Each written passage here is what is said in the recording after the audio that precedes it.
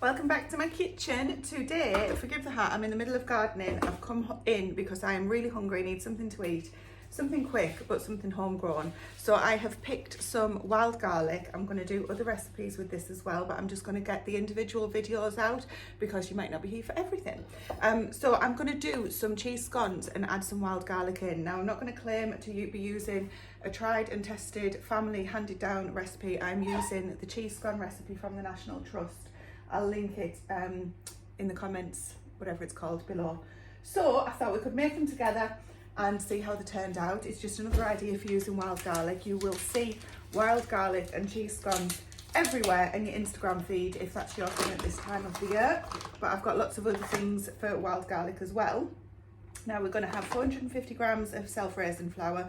I've opened up a new pack of self-raising flour. I normally buy it in bulk, but I've had a mix up with the labels and I don't want to do it wrong basically and waste all of those ingredients for this recipe. So I'm going to put this in my blender. I've got the blender out with 110 grams of butter, which I'm just about to weigh off now. What is this? This is 250, so 250, 125, so approximately half, maybe just under.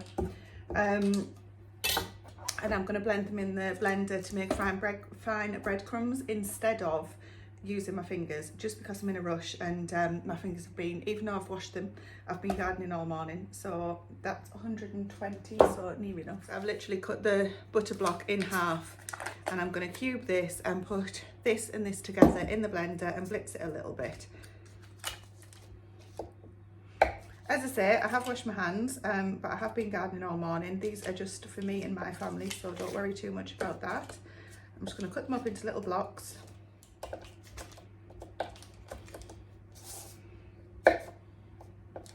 I'm going to blitz them in the blender really quickly just so they're in breadcrumbs, and then I'm going to add the wild garlic in there, so I'll show you what that looks like.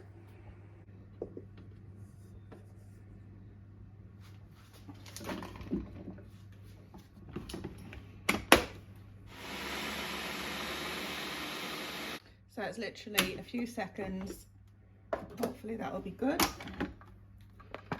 Yeah, some quite big breadcrumbs in there, but I'm good with that because what I'm going to do now is literally throw the wild garlic in too. You can add as much or as little as you want. I'm literally just putting in a handful of wild garlic. I think it was about 8 to 10 leaves. Why do I always do that? And do the same again, just a quick leaf.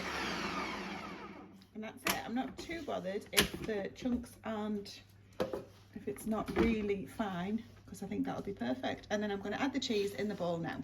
So we've got about 110 grams of cheese here. I'm sure that's what it was, 100 grams. It's 110 grams of butter. So there's a little bit over 100 grams because you've got to allow for the bit that you'll eat while you're grating it.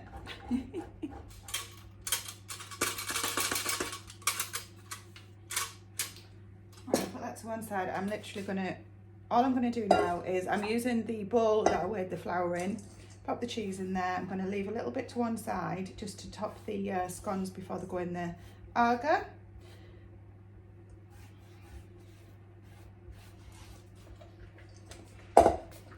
Now I'm going to add the dry mixture to the cheese.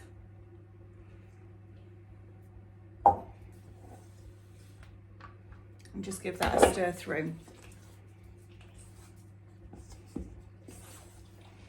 The last of your dry ingredients we're going to add in is a teaspoon of English mustard. This is just the mustard powder, yellow mustard powder.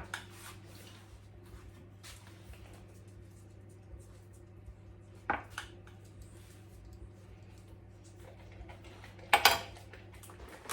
teaspoon of salt.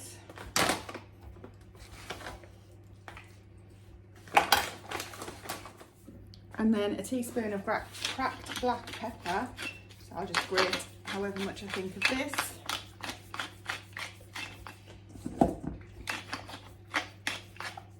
Give that a stir in, and then we're going to add the wet ingredients, which is milk and an egg. So you just want 1 egg and 150 ml of milk, and we're going to combine that together. Don't overwork your dough, just make sure there's no big lumps of mustard or anything in there.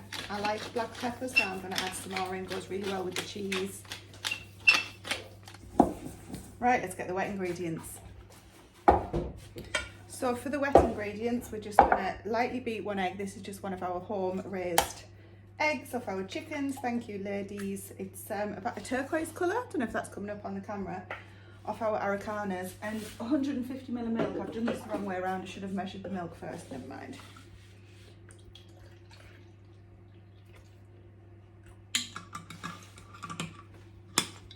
I'm going to give that a beat.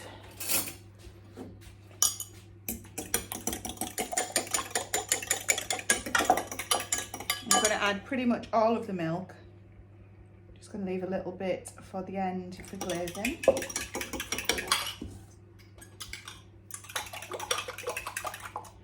Just going to mix this in. It's been ages since I've made scones. So easy. I don't know why I leave it. Well, I know why I leave it so long, because I put about 3 stone on.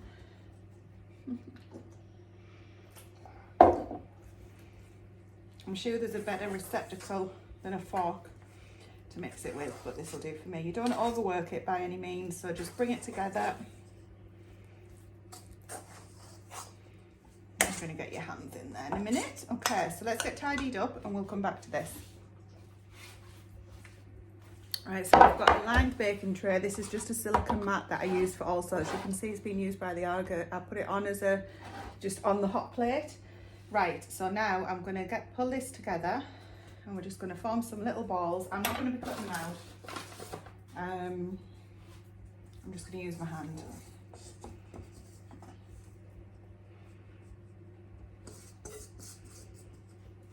Can you see the dogs waiting for a drop of cheese? How much does cheese cost? You can't have cheese. Right, and we're just going to flatten this out. Right, so a little tip on the National Trust website is flatten it out. You don't want to roll it out, apparently. Flatten it out and then fold it over. How many are we making? 8. Give over.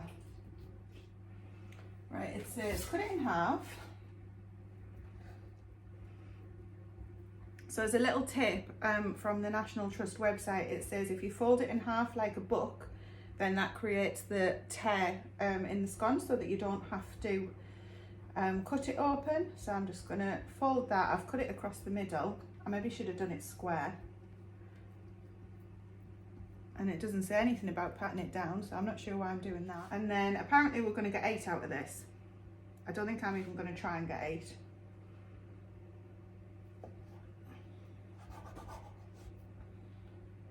I guess it's all depends how big you want them.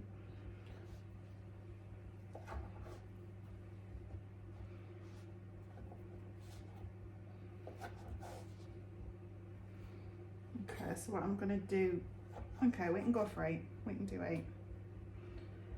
And then I'm just going to pop them on the tray.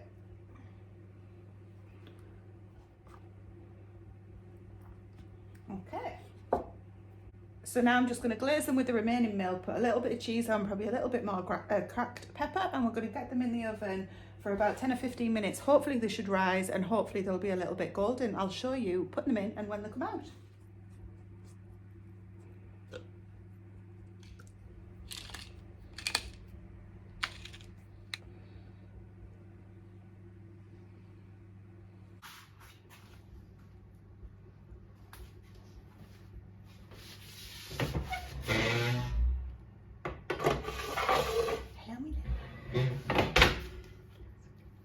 Navigate past Annie, because Annie likes the heat of the Arga, even though it's supposed to be summer. And check in here. Oh my goodness, my legs. Coming along nicely. I'm glad I did 8. They're becoming huge. What do you think? Let's check them, Annie.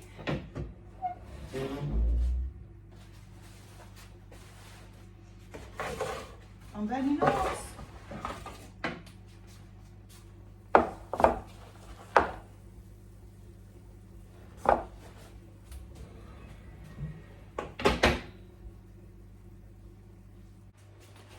Well, I don't know about you, but I think they're looking pretty good, especially as I haven't made scones in a long time.